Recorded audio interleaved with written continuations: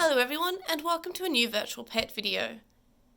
In this video I'm going to be answering the prompt for day 11 of the 30-day virtual pet challenge. So the prompt for day 11 is weirdest virtual pet. Now I've spoken about these a lot before, and this is the Digimon Pendulum Cycle. So I've got version 7, 8, 9 and 10.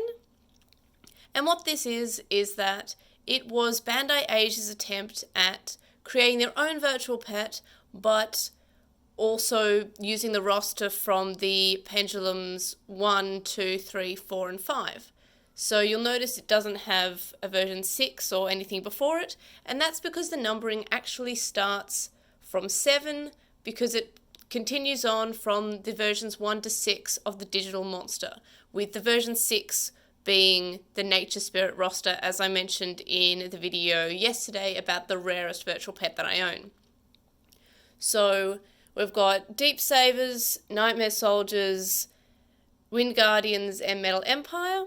And what makes this virtual pet weird in a couple different ways is the fact that it actually reverts back to child or rookie at the end of every day. So when it goes to bed, it'll actually revert to its rookie form.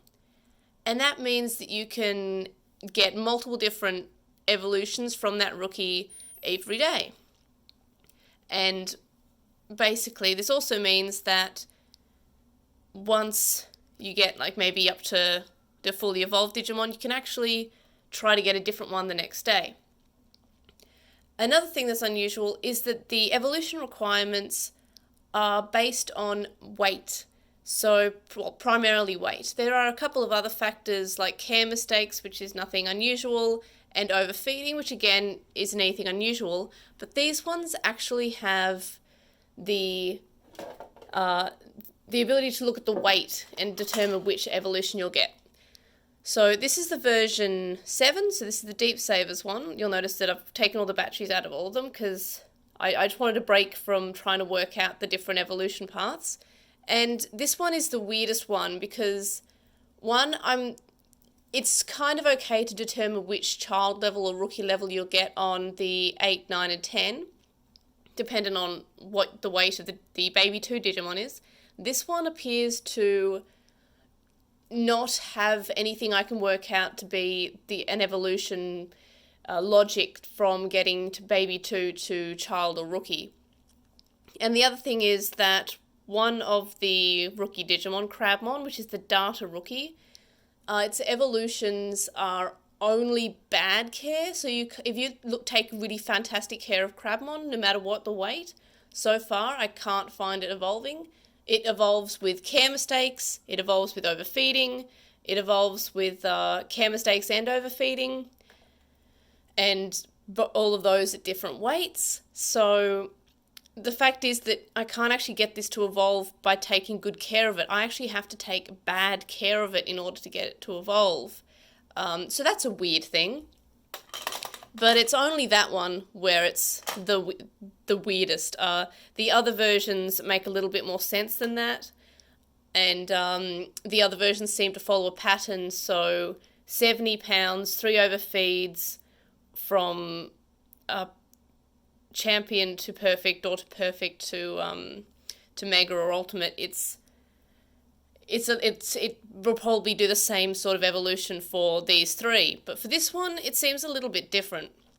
So it's weird in the fact that it's just sort of weight as an evolution requirement's weird, and the fact that there are no good care evolutions, it seems, because if you take really good care of it and you keep the weight really low on any of them, you won't actually get an evolution. Another thing that I believe to also be a requirement is that you have to hit the perfect number of shakes twice, meaning that if you train a lot but never hit the perfect number of shakes, you'll not get an evolution. That's a weird one, considering some perfect shake requirements are just super high, but yeah, so there's a couple of weird things about them. I kind of have a love-hate relationship with them. I've spent a lot of time trying to work out what the evolution requirements are. I believe I was actually one of the first people to realise that it was weight-based, and there's not been any official word from Bandai about the evolution requirements or the growth chart.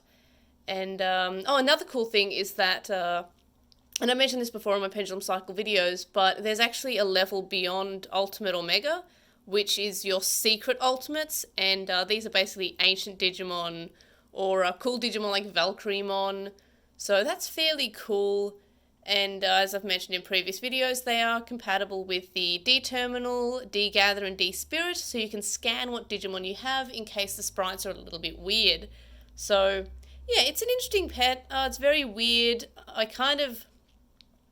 definitely don't, hate it as much as I used to because I've kind of worked out how to get evolutions. But in terms of an easy virtual pet to use, it's definitely not easy. You need to pay a lot of attention to it to make sure you get the right amount of care mistakes, the right amount of weight, level, and the right amount of overfeeding, and of course the right amount of perfect shakes that you get. So yeah, it's not an easy one to use. It's not like the version 20th where it's very straightforward, or the DMX, or any other virtual pet. And that's why it's definitely my weirdest, because it doesn't follow other virtual pets in terms of gameplay. I don't know. I think there's a couple of Tamagotchis that require heavy weights, but not to the level that these are every evolution requires a certain weight. And if you don't get it within the evolution, if you don't get it within the day and it's in the correct weight, you won't get that evolution. Also, the other thing is you can get to Super Ultimate or to the Secret Mega before noon.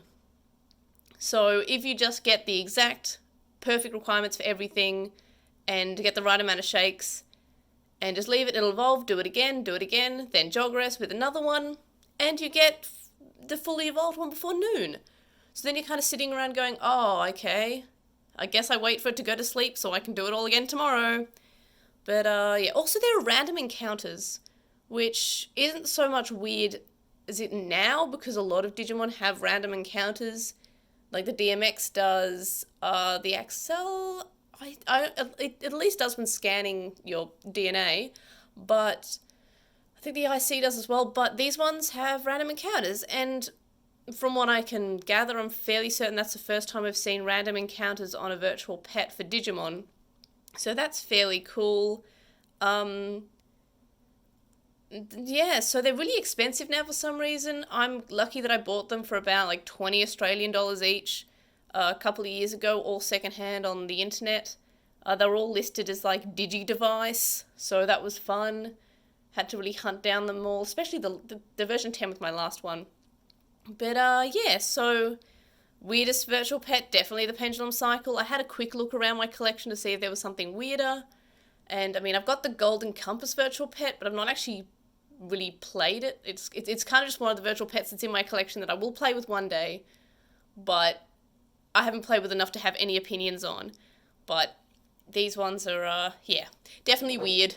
And I put them back in their nice little display case for my collection until I decide that I hate myself and that I should run all 4 again. But yeah, so that was the answer for day 11 of the 30-day virtual pet challenge, weirdest virtual pet. And keep on letting me know your answers to these prompts for the challenge. I'm really enjoying reading everyone's responses. And yeah, so I will see you guys in the next video. Bye!